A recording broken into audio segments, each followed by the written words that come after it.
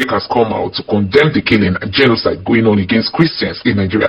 He has called a spade, saying it is true that Christians are being killed and that the Muslims are not supposed to do that, that their Quran does not support it. So guys, also, Pastor Paul Eneche has come out to blow hot. You are going to be taking a look at that video. But before then, let's quickly take a look at some of the reactions happening on the social media. Like you can see, this is coming from Channels Television saying terrorists kill 4 security officers in fresh ambush. You can see the date of this article is 15th of November.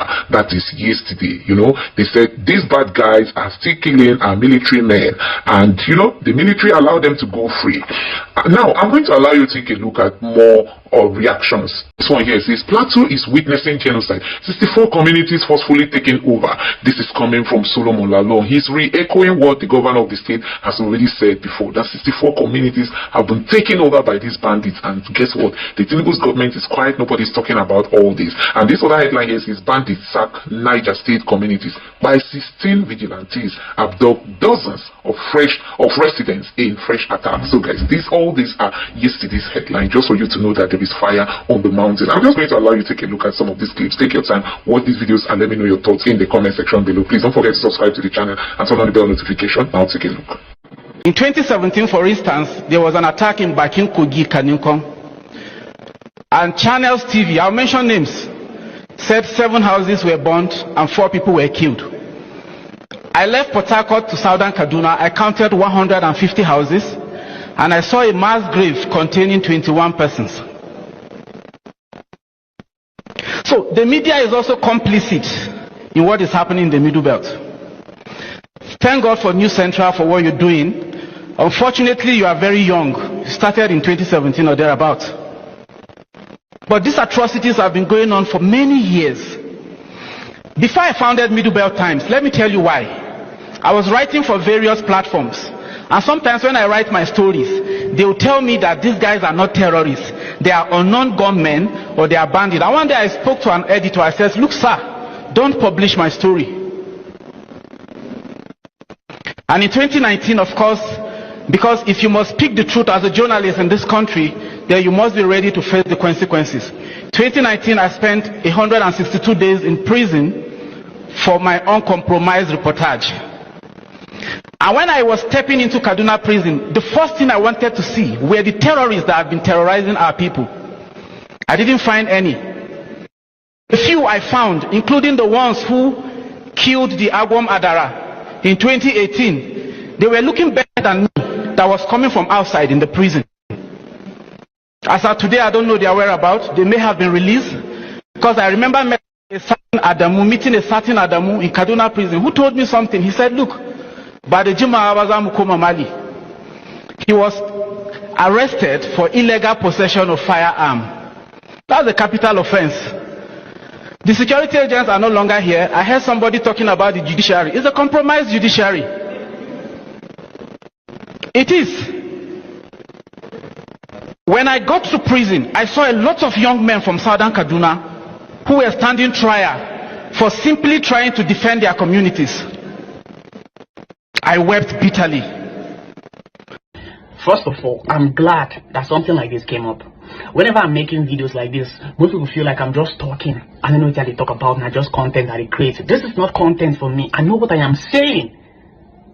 Now, soldiers are complaining that bandits in the army are giving out information to their former commanders. I don't talk this thing tired before. You go arrest a known bandit, they don't give you order to unalive them, so you don't go against that order. So you hand over these bandits to the right authority for them to do the needful. But instead, they go carry and go camp.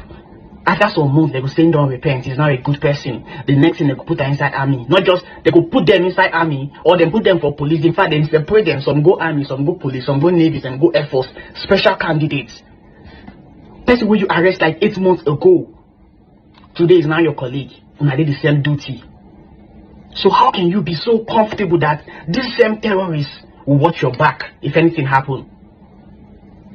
This person, they are still loyal to their former commanders. They are terrorist commanders. They are loyal to them. And the reason why these soldiers go make plans on how to launch an attack, the next thing, they don't hear everything. They know everything will happen.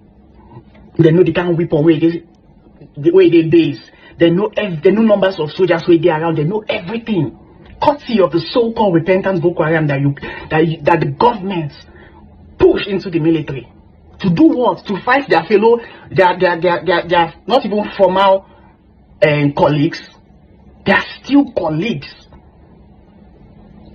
It just be like you send somebody undercover to, work with the enemy. That's what they are doing.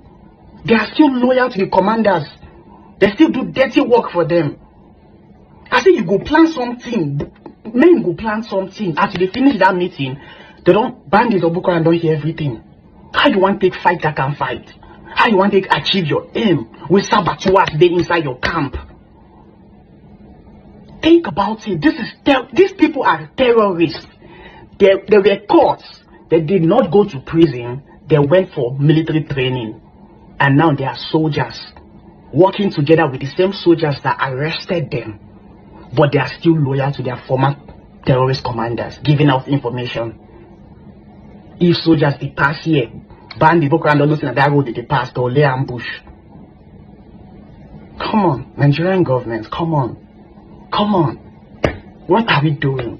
You see white, you say it's black. You see black, you say it's white. Because of some petty money or petty position. Because of your stomach, your belly. And those of you who see white and you call it black. Those of you who see white and you call it black because of what to chop in this world. Let me tell you. You will suffer from this world. And you will suffer in the flames of hell. Except you change. You see white, you say it's black. You see black, you say it's white. Because of some petty money or petty position. Because of your stomach, your belly. You don't know that your bread can be gone overnight. Then what will you eat out of what you are looking for? You don't call you are not man enough to say that blue is blue, white is white, black is black. Your position depends on the situation. Anybody who falls in that category, you know yourself. You are a shame to yourself, a shame to who born you, a shame to your community, a shame to your faith, and a shame to your generation. Shame. See white, you say it's black. You see black, you say it's white. What shall he profit a man if he gets the whole world and he loses his soul? What can a man give in exchange? Call a spade a spade. You can't treat an issue that has not been diagnosed. There has to be diagnosis before there is treatment. What you don't confront, you can't conquer. Just meandering and going up and down. Situation should remain like this and you are happy. This whole land should remain the way it is. It's a new day. How many of you believe it's a new day? Lift up your hands, say it's a new day. Say it's a new day. Wave your hands and give the Lord the praise. I believe God is hearing our prayers and God is answering our prayers and God will continue to hear and answer us. Can we celebrate the King of Kings? How many of you know how you will celebrate? When you walk out of this country one day and you come to America and they are celebrating you. From Nigeria, you are welcome. You are welcome. How many months do you want to stay? You arrive at the UK and they are celebrating you. We are hearing great things about your nation. We just heard that an unusual transformation just took place. Wow. We are hearing that you are among the 4th largest economies in the world. The 4th largest, 4 largest economies in the world. Nigeria has that potential. I just said it now. You are among the 4 largest economies in the world. We just heard of it. You are welcome. How many of you will welcome that day when you arrive in Oka, in Enugu, you arrive in Gombe, and you thought you were in Dubai? Because there is enough resources. Apart from demons that diverted it, Dracula's blood-sucking agents that took it and used it to do nothing. There is enough resources for the development of the land. How many of you will know? When you can drive Let me tell you. Do you remember when we drove from Bauchi? No. When we drove from Zaria to Bauchi through Kanu and then to Bauchi. From Jos. Yes. Through Bauchi to Kanu. Kanu to Zaria. What time of the night? In the night. About Day, anytime. Daytime, we 2 started. We are traveling. 3 a.m. You, me, and baby Deborah. Only in the car. I'm driving. Nothing. You are not worried. The other day somebody told me that in Kogi State, somebody's car spoiled. Mechanic came to repair it. And another person, they came and kidnapped 2 of them. Mechanic repairing car on the road. Now the reason why I'm aware is because they send us the messages permanently. Though some of those in authority have no idea what is going on because they are not aware.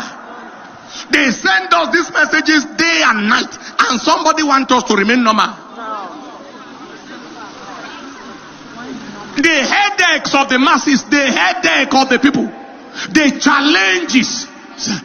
Mechanic and to somebody's friend who stood by the car on the road to repair. If you saw mechanic, you kidnap him. For who to pay you?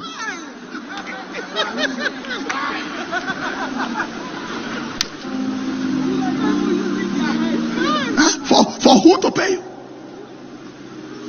There was a time when you slept in the village. You left your door open. Even in the town. Even at night, you left your door open. Where we lived in Metama. You brought mattress and kept outside. The heat was too much. You slept from night till morning. Today they will come and steal the person outside. In those days they used to steal things. Now it is people they are stealing. Do you understand what I'm talking about? Our people kept on watching. Things are degenerating. They kept on watching, speaking through sides of the mouth. Political consideration became more important than human lives.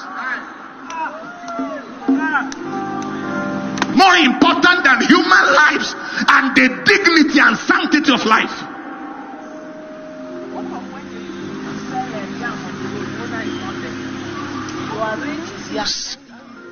Somebody will arrange his yam to sell on the road. The owner is not there.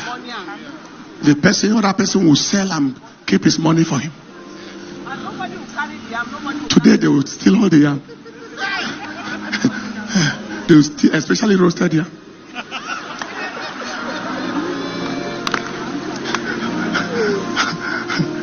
Are you following what I'm saying? You see, I've been begging God. I said, you are not a waster. You cannot put all these good things in our nation and this world will end without us seeing it. You are not. Let us enjoy the resources of this nation while there is time. In our lifetime, let us see the wealth of our nation. Let us see the enormous prosperity of our nation in our lifetime. If a whole generation of human beings need to be buried, God bury them. Bury them.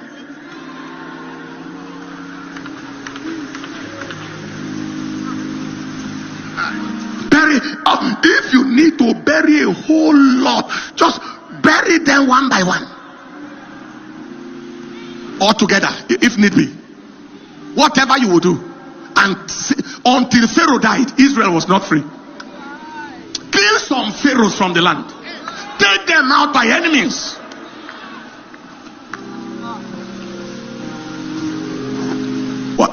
What was I planning to tell you? How will you behave when you arrive in America? And they say, you are from Nigeria? We know your country is so good that you don't want to come here anymore. So how long do you want to stay? Give me 2 days. You know, that's what we used to do for them in America. We come to say, how many days? I say 2 days. They say, what? You travel all the way for 2 days? I say, I'm so busy. I have too much work to do. I can only afford 2 days. I've not done more than 5 days, not more. In fact, 4 days. Do you understand what I'm saying? When you arrive and they say, only 2 days, well, we are coming. And then the immigration officer says, asking you, I really want to relocate to your country. I heard things are so good. What will it take for me to get residency? You think it's not possible? If God can raise the dead, He can heal Nigeria. Right. Nigerians, if you're a soldier, if you be soldier, where they serve Nigeria, where they in the Nigerian army as a soldier, this news, where they bring now, this particular news, supposed to make you resign as a soldier. Because if not me, I go resign.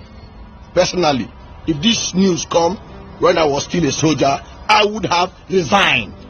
You know that because this news is very, very demoralizing. Very, very demoralizing. You don't understand here? 390 BK boys, like BKH boys, 390, they graduate today in Gombe State. They graduate, like today in their graduation.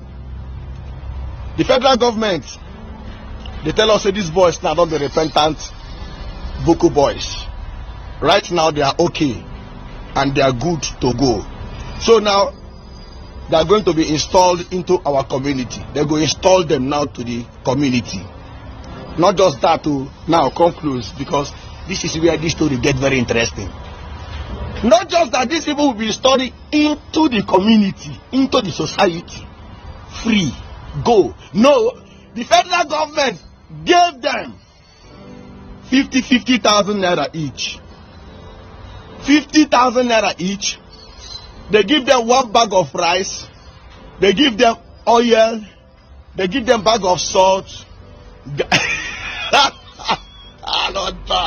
Oh boy, to be bandit for this country they pay. To be a bandit in Nigeria pays, bro. You see, and you that is a soldier, see you they die, they murder you for nothing. They unalive you for nothing. But see them, when they unalive you, they get credit for unaliving you. This is what the federal government is telling these boys. You unalive these soldiers, you get credit for unaliving them. You buy them, we credit you for buying our soldiers. You understand? That is what the federal government is telling them. Buy our soldiers, we credit you for buying them. Unalive our soldiers, we credit you for unaliving them. See them, they get 50,000 each for buying you as a soldier. They give them bag of rice each for buying you as a soldier. For unaliving you as a soldier, for murdering you as a soldier. The Nigeria federal government is giving each and every one of them one bag of rice, one bag of salt, one bag of oil, 1 gallon of oil, and 50,000 each. Not just that, they even sold uniform for them free of charge. Their uniform is free of charge. They are all see them. You see them with uniform free of charge. You that is a soldier, you saw uniform from your own salary. Like your salary, you take from your salary to sew uniform. But this was federal government sew uniform for them free of charge and pay them for buying you. Nigeria is a scam. See, as a soldier in the Nigerian army, if this news not demoralize you, nothing will demoralize you again. Your government is crediting people that are buying you. They credit them for unaliving you. They give them bag of rice for taking your life. They give them bag of salt for taking your life. They give them bag of a gallon of oil for murdering you. Where is the morale? Hey, federal government of bandits. Nigeria federal government is federal government of bandits. It pays to be a bandit in this country. Point of their reintegration into the society. So the National Emergency Management Agency comes in and provides the necessary relief, which will serve as a support for them and their families before they are able to get a source of livelihood and then get properly settled in their various societies. Especially as this year has been another large number of Christians killed. And so we're quite excited about the intervention by President Trump. It's the first time our missionaries are saying a sigh of relief that at least help is coming. And we want to see this stopped. And we want to see our government act to do the needful, to stop the killing. That's all we're asking for. The incoming president, President Buhari, was heavily supported by a foreign government, and one of the first missions was to terminate our contract. Could you name that foreign government? Yes, we were told it was the United States, and they had actually funded President Buhari's campaign.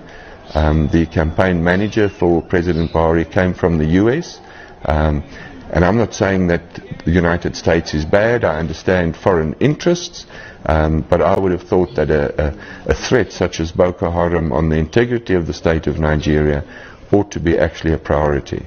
It was. Why do you think the US would intervene to abort such operation?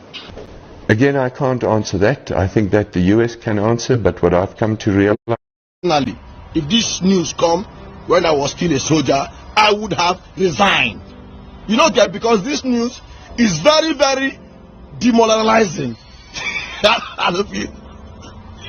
Very, very demoralizing. You don't understand here? 390 BK boys, like BKH boys, 390, they graduate today in Gombe State. They graduate, like today in their graduation. The federal government, they tell us that these boys now don't be repentant Boko boys. Right now they are okay and they are good to go. So now they are going to be installed into our community. They will install them now to the community. Not just that to now come close, because this is where this story gets very interesting. Not just that these people will be installed into the community, into the society, free, go. No, the federal government gave them 50,000 naira each. 50,000 naira each. They give them one bag of rice.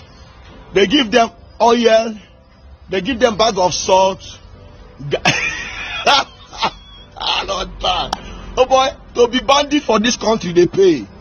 To be a bandit in Nigeria pays, bro. You see, and you that is a soldier, see you they die, they murder you for nothing. They unalive you for nothing. But see them, when they unalive you, they get credit for unaliving you. This is what the federal government is telling these boys. You unalive these soldiers, you get credit for unaliving them. You buy them, we credit you for buying our soldiers. You understand? That is what the federal government is telling them. Buy our soldiers, we credit you for buying them. Unalive our soldiers, we credit you for unaliving them. See them, they get 50,000 naira each for buying you as a soldier. They give them bag of rice each for buying you as a soldier.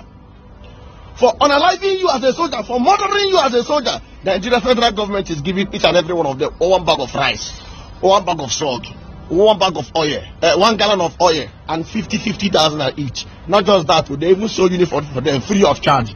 Their uniform is free of charge. They are all see them. You see them with uniform free of charge. You that is a soldier, you sew uniform from your own salary. Like your salary, you take from your salary to sew uniform. But this one, federal government sew uniform for them free of charge, and pay them for buying you. Nigeria is a scam. See, as a soldier in the Nigerian army, if this news no demoralize you, nothing will demoralize you again. Your government is crediting people that are buying you. They credit them for unaliving you. They give them bag of rice for taking your life. They give them bag of salt for taking your life. They give them bag of a gallon of oil for murdering you. Where is the morale? Hey, federal government of bandit. Nigeria federal government is federal government of bandits. It pays to be a bandit in this country. Point of their reintegration into the society. So the National Emergency Management Agency comes in and provides the necessary relief, which will serve as a support for them and their families before they are able to get a source of livelihood and then get properly settled in their various societies. Especially as this year has been another large number of Christians killed. And so we're quite excited about the intervention by President Trump. It's the first time our missionaries are saying a sigh of relief that at least help is coming. And we want to see this stopped. And we want to see our government act to do the needful, to stop the killing. That's all we're asking for. The incoming president, President Buhari, was heavily supported by a foreign government, and one of the first missions was to terminate our contract. Could you name that foreign government? Yes, we were told it was the United States, and they had actually funded President Buhari's campaign. The campaign manager for President Buhari came from the US, and I'm not saying that the United States is bad. I understand foreign interests, but I would have thought that a threat such as Boko Haram on the integrity of the state of Nigeria ought to be actually a priority. It was. Why do you think the US would intervene to abort such operation? Again, I can't answer that. I think that the US can answer, but what I've come to realize, that is when a government's foreign interests clash with the state's own domestic interests, conflict is bound to ensue. And those conflicts usually just continue with no end.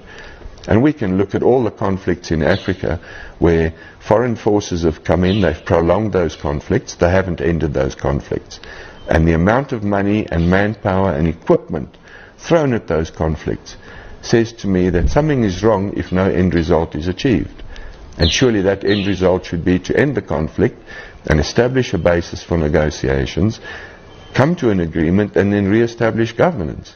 But that's not what's happening in Africa. How much did you charge the Nigerian government? Well, first of all, we didn't charge the Nigerian government. And I think here that is a question the Nigerian government can answer. We were one subcontractor. So in other words, the Nigerian government appointed a contractor, and we contracted to that contractor as their subcontractor. So I think that's all I'll say. If you're really interested in the figures, that's for the Nigerian government to discuss. I think that it's about time that an honest conversation is held about the situation in Nigeria and the Nigerian condition, especially life for minorities in Nigeria, life for different tribes in Nigeria, life for Christians in Nigeria. I think an honest conversation needs to be held.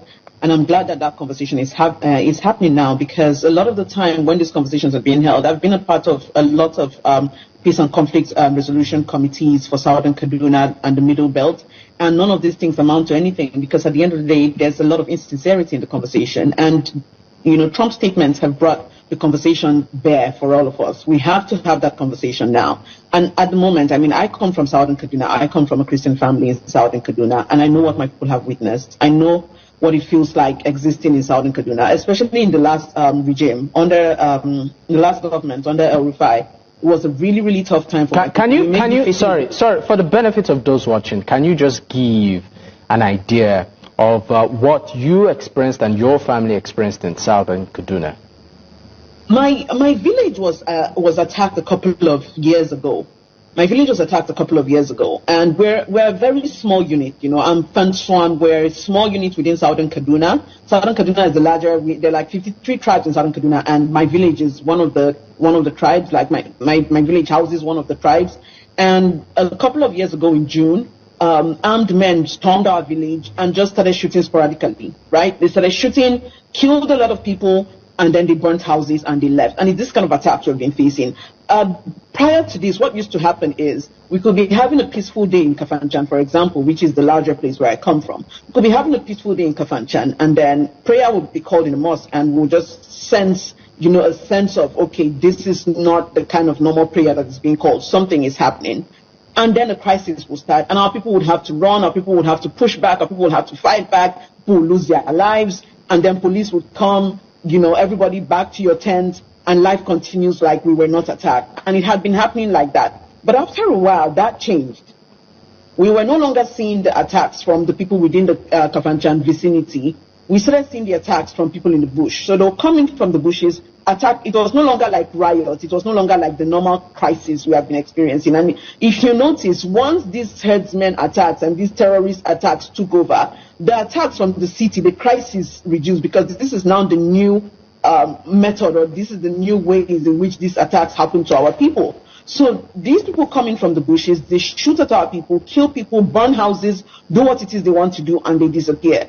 a lot of the times our people will also say, look, we are seeing people in the bushes, so we know where they are in the bushes. You will point them out to the military. We know we have seen them here. Nothing will be done. We'll be attacked. Our people have also tried, to arm themselves, make local weapons that they can use for our boys to do vigilante and protect themselves. It's happening in the Northeast. In the Northeast, for example, there is a civilian joint task force. But in the Middle Belt, we've been asking for the longest time, okay, can our people protect themselves? What happens is the military will come in, collect the weapons from our boys, arrest some of our boys are still in jail. From a long time ago, from Buhari's government, some of our boys are still in jail. Arrest our boys, take them away, arrest anybody that's trying to make makeshift weapons to help the people, take them away, and make it look like, attempting to protect ourselves is an act of war. And it just like I said, it has been a lot of insincerity around the conversation, and this has been leading to the death of our people. So the bottom line of all of this, our people are dying. We are dying. In the Cato, just to put, these attacks that you have mentioned in your community, in your village in southern Kaduna, just to put it within context, are these attacks around religion or tribe? Because, with reference to the allegation of a Christian genocide. So I would say in southern Kaduna, for example, we are predominantly Christians in southern Kaduna, and when we would join the peace and conflict resolution committees, for example, you would hear things like, we were attacked in one part of southern Kaduna. Okay, so there are 53 tribes in southern Kaduna, right? Over 53. I've listed them on social media one time. There are over 53 tribes in southern Kaduna. And you claim, for example, that you were attacked in a place like Kagoro. Let's give an example of Kagoro. Why are you attacking Kafanchan? Different tribes, different people. Why are you attacking Kafanchan? What does it have? So the excuses have been so many, but at the bottom of it all is that Christians have been getting killed. And how you would know that this is targeted religious and tribal is that, number one, churches are targeted. Our churches are burnt down. Our priests are targeted. Pastors are targeted. It is. This has been going on for so many years. And I would like to point out something that we're not holding in this conversation. Dapo. When this thing started, especially like the broader Boko Haram and all of that terrorism started, it started with the Christians first. Those were the people who were first getting attacked. I remember in places like Borno where they would say, Igbo boys cannot do their shop. We, cannot put the mannequins in their shop because it's haram. You cannot do this. You cannot sell this kind of clothes. You cannot do this. You cannot do that. Christian neighborhoods were being attacked. I will remember talking to a lot of people and they'll be like, no, they are just trying to push Sharia law. They just believe that education is a sin. They are not after anybody. Excuses were made for these people at the time. And I'm wondering why Nigeria is having this conversation without accepting that, this thing happened at that time. We're trying to brush over it. Excuses were made at the time when Boko Haram came out, when it did not look like they were going to be attacking Muslims too. Their first target, their primary target used to be Christians before they spread and it became everybody. And now, there's fire on the mountain. So I remember when all of this started, it wasn't just it wasn't everyone, it was a group of people. And it's the same thing in the Middle Belt. You'll be shocked that even on social media, the conversation around bandits and terrorists, when Middle Belt people start saying that we are getting killed, people who are complaining that they are getting killed in places like Zamfara and Katsina will tell us that yes, we are attacking Fulani people, that is why they are killing us. So even while they are still suffering the killings of bandits, they are still making excuses for bandit killings in areas that have people who are not like them. And this is a very dangerous part of the conversation. All of this, when you look at all of this, people who make excuses for terrorism, people who are extremists, which is a problem, a serious problem that we have in northern Nigeria, religious extremism, specifically Islamic extremism. People who are extremists have been allowed to have a field day in Nigeria. Extremism is the founding father of this terrorism. Extremism. I think I'll pick it from what where you stopped. You said extremism being the founding father of terrorism, according to you. Well, joining this conversation after the break, we'll be bringing Mohammed Nur Khalid. He's an Islamic cleric to also speak on this matter. Stay with us. We will be right back.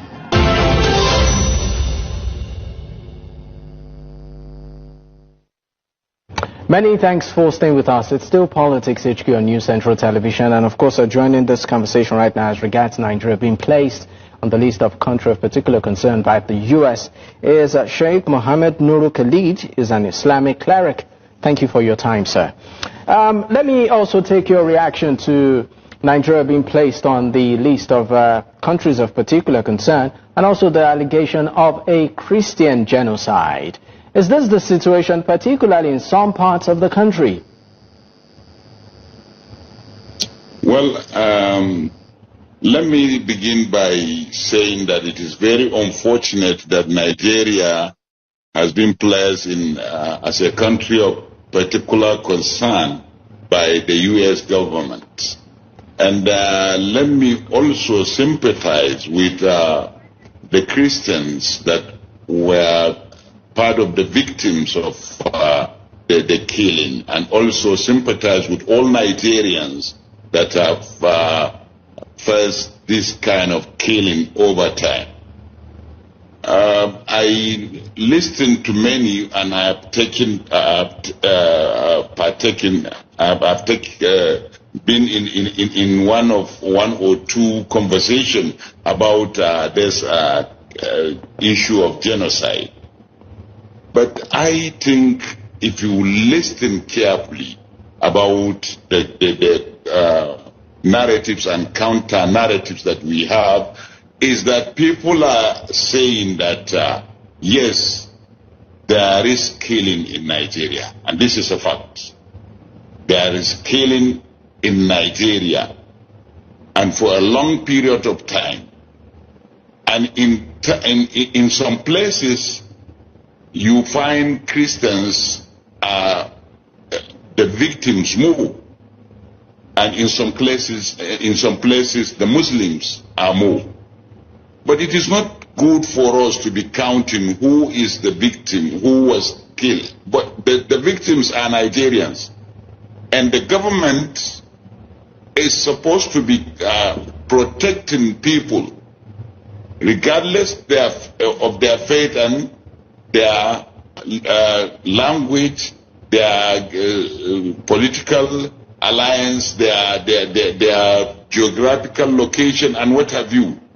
We have to acknowledge the fact that Nigeria has been facing these challenges for a long period of time, and the government for that period of time have failed to provide the necessary security needed in the country. All right, that is why some citizens went to U.S. to complain, and that is why the U.S.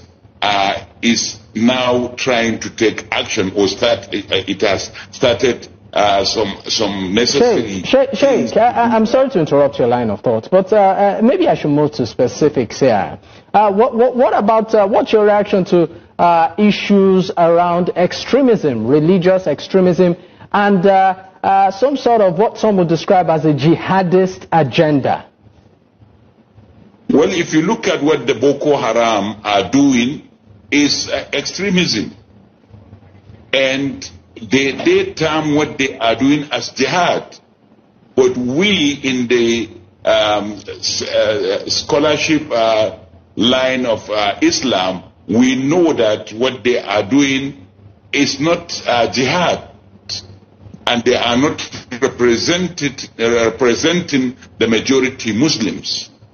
As such, we must acknowledge, we must agree that yes, there are some Muslims who went to extreme end of so-called Islam, and they are killing people. That is the Boko Haram, the Iswap, the Ansar, the Laukurawa, the Ahmadi. All these are reality, but they are not representing. They are not representing us. We are kicking against what they are doing. All my preaching is witness to that.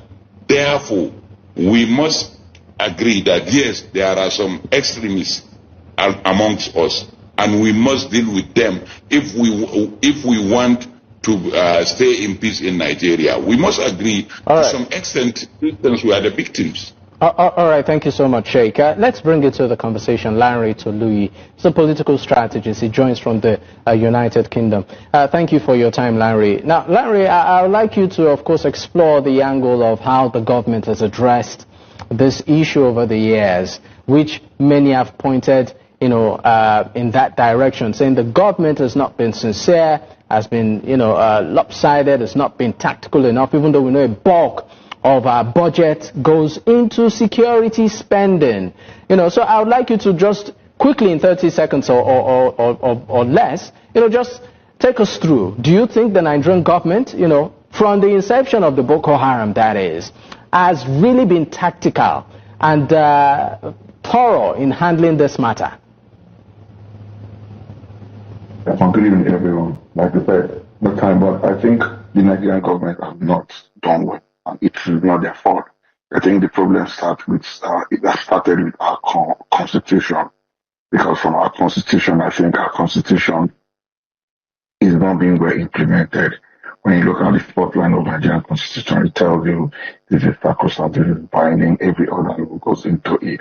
And immediately after we have that conversation in Nigeria, you see at the same time we say we are a secular nation, but at the same time we see some part of the nation wanting to implement Sharia, which is not, because Sharia can only happen in the state, if the country has a state religion. And we said we have freedom of association, so we don't have freedom of association. That's why you see in some part of the country, just like people have spoken, some people will say, you cannot do this, you cannot do this, because that's not going in line with this kind of religion. And it shouldn't be so, because we are a secular nation. And because we are a secular nation, that will have helped the government to do what they need to do. But every government we've seen, none of them have displayed the political will to do what is right, because it's not about spending billions or trillions of naira on security and defense equipment. We must actually address the root cause, and we must do a root cause analysis, then address what the problem is. And I think addressing this problem, we need to first look at our constitution and ensure that our constitution is implemented by making Nigeria a secular nation. Any other law or any other religious law or anything should be at the back burner. But just to quickly interject, the government has said that Nigeria, even in its statements in reaction to what the U.S. has said Nigeria practices diverse religion and is pretty open. The government did emphasize that in all of its conversations around it. So is it an issue of it not being in the constitution, or an issue of implementation in a way, recognition and implementation in a way? Is that the angle you're touring? Yeah, that's the angle I'm touring, because when you see, look, we say we are a secular nation. In our constitution, Sharia is mentioned how many times, Grand Cardi is being mentioned in how many places. So these are the things we're talking about. We are a secular nation. So a Grand Cardi shouldn't be mentioned, a Sharia shouldn't be mentioned, a canon law shouldn't be mentioned. Do you get what I'm saying? It should be that we have a constitution, and when we have the constitution, that will not empower the government to do what they need to do. So if anybody or any state or anybody is guarding to say, oh, we are this, we are that, we want to implement the canon law, they can be met with the equal force, because we are lax and we are not maintaining that. We just have these things written in papers and we are not implementing them. All right, thank you so much, Larry Tolui. In the Cato, just in 30 seconds, what's your take on the idea of reintegration, rehabilitation of quote-unquote repentant terrorists? It is insulting. It's an insult by the government on the victims of these terrorists. That is not the way to go. And I think that has sent a clear message to, external people, external bodies, that Nigeria is not serious about their approach to terrorism, because you cannot see people destroying lives, destroying lives and properties, and saying that, the best way to do this is to rehabilitate these people. I understand, giving a soft landing may encourage some of them to leave terrorism, but it has not worked. It has not worked over the years, and we're still back to this. The first thing Nigeria needs to do to tackle terrorism is to tackle Islamic extremism. That is a major problem.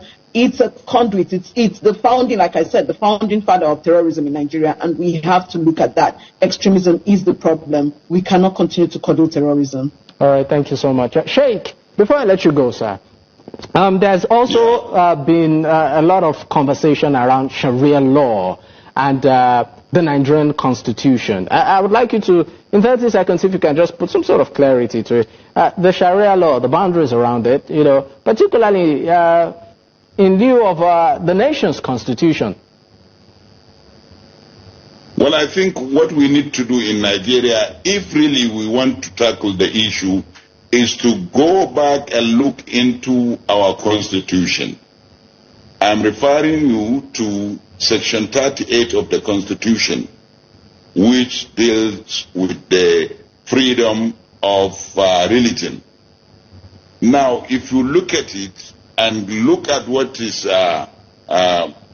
if you look at the issue on ground, the issue of Sharia is something that contradict one another. So we need to, first of all, sit down and look into our constitution and amend what is amendable that will make us live together without somebody encroaching the right of other. Muslims are saying that they want Sharia, and it is constitutional right. They mentioned some sections of the Constitution that is giving them that right. Now, if you look at the section of the Constitution I quoted earlier and bring them together, you find a contradiction. And to remove that discrepancy, we must come together, use the National Assembly and change what is changeable or amend what is amendable, not to be talking on the air about Qadi, about Sharia. That will not solve the problem. We must go to the National Assembly and amend the Constitution that will make Nigeria look as a secular state or multi-religious state. So that you have seen it for yourself.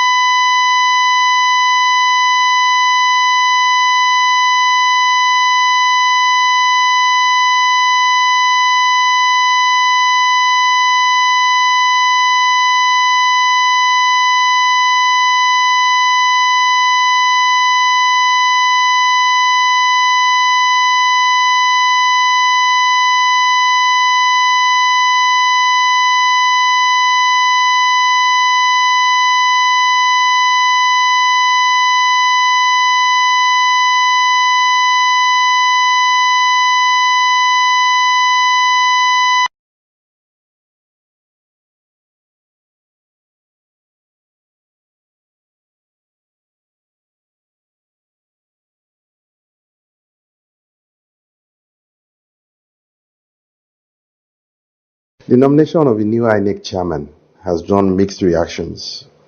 Opposition figures alleging partisanship and the public questioning electoral integrity ahead of the future polls. What's your assessment of the process that led to the appointment of this new INEC chairman? See, the new INEC chairman might very well be the younger brother of Angel Gabriel. But given the fact that he was nominated by Bola Ahmed Tinubu, the doyen of election rigging in Nigeria, beneficiary of the fraud of 2023, I have no doubt whatsoever on my mind that the man is already compromised. No doubt whatsoever. Let me, however, say this. His capacity to compromise the coming election is completely in the hands of Nigerians, both the politicians and the electorate. I know as a fact from 2023 that if the people are invested in the system and they are willing to stand up behind their vote, not just, I'm not talking about merely voting, if they would defend their vote, this ruling class is a cowardly class. If the people will stand behind their vote, they will fold. 1,000 of them will not dare to stand against the people. How many places were people camped during NSAS? Only Lekki Toll Gate and Alausa, and they were already panicking, bringing out soldiers. Imagine if we were camped in 36 states of the Federation. Just be camped in 36 different locations. How many soldiers are you going to send around? Mobilize the people behind common cause and let genuine, honest leaders emerge who can mobilize the people behind common cause. And then I triple dare whoever Tinubu cares to make the INEC chairman that he has appointed somebody who he has not already compromised. If he could not compromise him, he would never have appointed him. He would not be in his character to do any such thing. Serious.